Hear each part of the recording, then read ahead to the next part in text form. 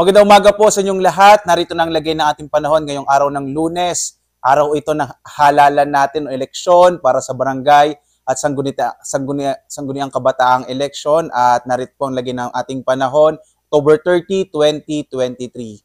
Sa ating latest satellite images, makikita ho natin patuloy yung pag-monitor natin itong low pressure area na nasa loob ng Philippine Area of Responsibility na huling namataan 995 kilometers silangan ng Kabisayaan. Sa ngayon ho, base sa ating latest na mga datos, maliit pa yung tsansa na ito nga ay maging bagyo, pero inaasahan natin posible yung kumilos pa dito po sa may bahagi ng Visayas at Bicol region, itong low pressure area na ito. Kaya inaasahan natin sa mga susunod na araw ay posibleng magdala ng mga pag-ulan itong low pressure area, particular na sa may bahagi ng Visayas at Southern Luzon. Posible nga ho, bandang araw ng Miyerkules o Huwebes, ay maging maulap din yung kalangitan na may malaking tsansa ng pag-ulan. Pati ho dito sa may bahagi ng Kamaynilaan at Calabarzon, Mimaropa area. So patuloy ho natin i-monitor itong paglapit nitong low pressure area. At meron din pa rin tayong shear line na maaring lumapit din dito sa ating bansa na maaari din magdala ng mga pag-ulan dito sa may bahagi ng Southern Luzon. Samantala, patuloy pa rin ang pag-iral ng northeast monsoon o hanging amihan at ito ang magdadala ho ng mga mahihinang pag-ulan, partikular na sa may bahagi ng Hilagang Luzon, mga pulupulong mahinang pag-ulan na maaring maranasan naman sa may bahagi ho ng Ilocos Region at Cordillera. Dito naman sa mga kababayan natin sa may bahagi ng Mindanao at nalabing bahagi ng Kabisayaan, posible pa rin hong makaranas ng mga isolated o pulupulong pag-ulan, pagkilat pagkulog sa hapon hanggang sa gabi, dulot pa rin yan ng mga localized thunderstorms. Tingnan nga ho natin yung magiging lagay ng panahon dito sa Luzon. Makikita ho natin na ang bahagi ng Kabikulan, posible din ho yung area ng Quezon Province ay makaranas ng maulap na kalangitan, ng may mga pag-ulan, malaking tsansa ng mga pag-ulan sa paglapit nga nito nga low pressure area at ng shear line na maaaring makaapekto pa rin dito sa may bahagi ng Bicol.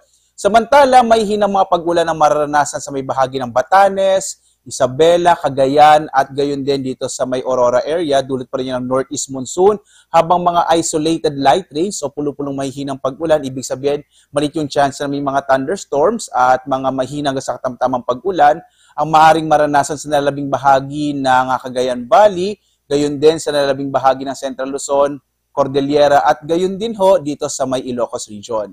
Sa Kamaynilaan at sa nalalabing bahagi ho ng Luzon, dito sa may bahagi ng Mimaropa at Calabarzon, posible pa rin makaranas ng mga isolated rain showers and thunderstorms, dulot naman yan ng mga localized thunderstorms, nagtatagal ho hanggang mga 1 oras. Agwat ang temperatura sa Lawag, 24 to 32 degrees Celsius. Sa Tuguegarao, 24 to 32 degrees Celsius.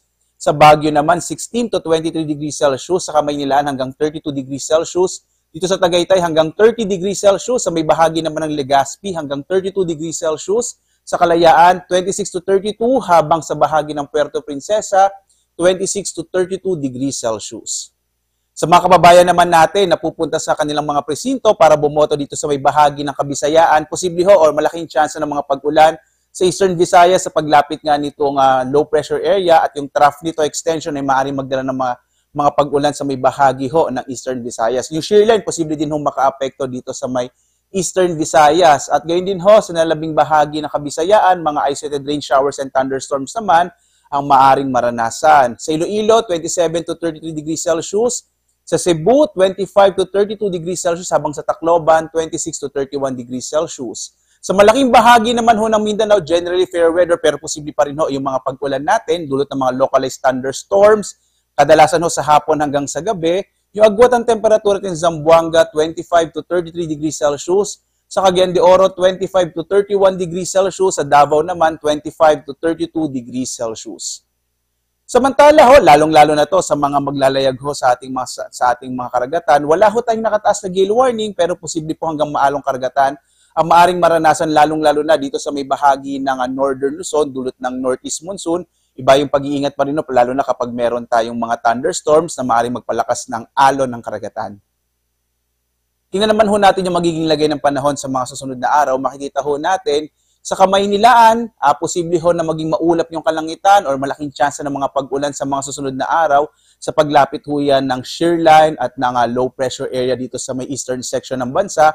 Sa Baguio, mga isolated rain showers and thunderstorms. Sa Legazpi, patuloy na makakaapekto, inaasahan natin yung shear line or yung kasama din ho, pwedeng maka-apekto itong low pressure area, kaya medyo maulap yung kalangitan hanggang Miyerkules. Sa Metro Cebu bukas, posible din ho na medyo maulap yung kalangitan, dulot ho ito ng trough ng low pressure area, habang mga isolated rain showers and thunderstorms ang mararanasan sa may bahagi ho ng Metro Davao. Ang agwat ng temperatura sa Kamaynilaan in the next 3 days ay mula 23 to 32 degrees Celsius, sa Baguio naman 15 to 23 degrees Celsius.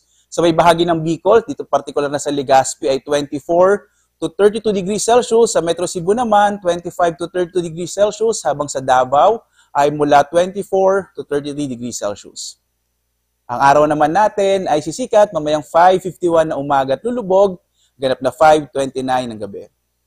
At sundan pa rin tayo sa ating iba't ibang mga social media platforms sa X, Facebook, YouTube at sa ating website pag-asa.doc.gov.ph para sa mas marami pang impormasyon sa lagay ng ating panahon, sa lagay ng ating klima.